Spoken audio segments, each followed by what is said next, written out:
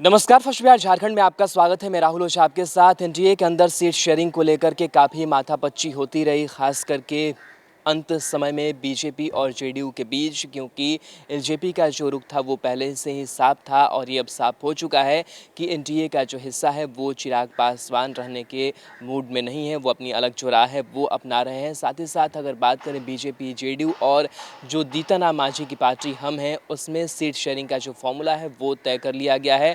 हालांकि इस बीच खास बात यह है कि जिस तरीके से बड़े भाई की भूमिका में अपनी होने की बात लगातार नीतीश कुमार कहते रहे, लगातार वो इस बात का दबाव बनाते रहे कि उन्हें बीजेपी से ज़्यादा सीटें चाहिए, लेकिन उनकी जो इच्छा थी वो धरी की धरी रह गई है, क्योंकि बीजेपी ने लगातार जो दबाव बनाया और जो माथापच्ची चलती रही, लगातार बीजेपी के जो शीर्ष नेता है वो दिल्ली पटना पटना दिल्ली करते रहे। लगातार जो बीजेपी आला कमान है, अमित शाह, जेपी नड्डा, इन तमाम लोगों की जो नज़रें थी वो इस बात पर टिकी हुई थी और लगातार जो नेता थे वो दिल्ली पटना लगातार कर रहे थे। लेकिन इसके बीच कहीं ना कहीं जो नीतीश कुमार को झुकना पड़ा है, जो उनकी ज़िद है वो छोड़नी पड़ी है और अब जाकर के एक जो फॉर्मूला है वो सेट किया गया है।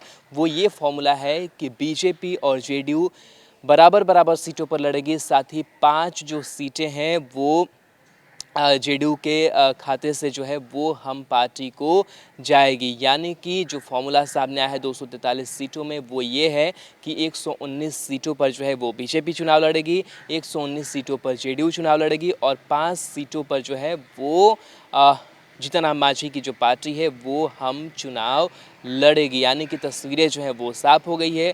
चिराग अपनी जो अलग राह है वो अपना रहे हैं, तो सीट शेयरिंग का जो फॉर्मूला है वो तय हो चुका है। अब जो सीटों का ऐलान है वो आज भी हो सकता है, बहुत जल्द जो है वो हो सकता है। एक साझा जो प्रेस कॉन्फ्रेंस है वो किया जाएगा और लगभग पहले चरण के उम्मीदवारों की अगर बात करें तो उसकी भी जो लिस्ट है वो फाइनल हो चुकी है। बीजेपी की, जेडीयू की भी और जीतन राम मांझी की पार्टी जो है हम है, वो तमाम चीज़ें जो है वो फाइनलाइज्ड कर ली गई हैं। तो कहीं ना कहीं जिस तरीके से एक घमासान मचा हुआ था एनडीए के अंदर, वो घमासान अब ख़त्म होता हुआ नज़र आ रहा है। लेकिन इसमें कहीं ना कहीं जिस तरीके से एलजेपी को लेकर के बातचीत हो रही थी, एलजेपी ने अपना अलग जो राह है वो अपनाया और बीजेपी, जेडीयू और हम के बीच जो सीट शेयरिंग का एक फॉर्मूला है वो अब तय हो चुका है और लिहाजा इसकी जो घोषणा है वो काफ़ी जल्द कर दी जाएगी। हालांकि इसके पहले की अगर बात करें तो लगातार शनिवार की दोपहर जेडीयू के 4 नेता ललन सिंह, आरसीपी सिंह, विजय चौधरी और विजेंद्र यादव बीजेपी नेताओं से बातचीत करने पहुंचे थे।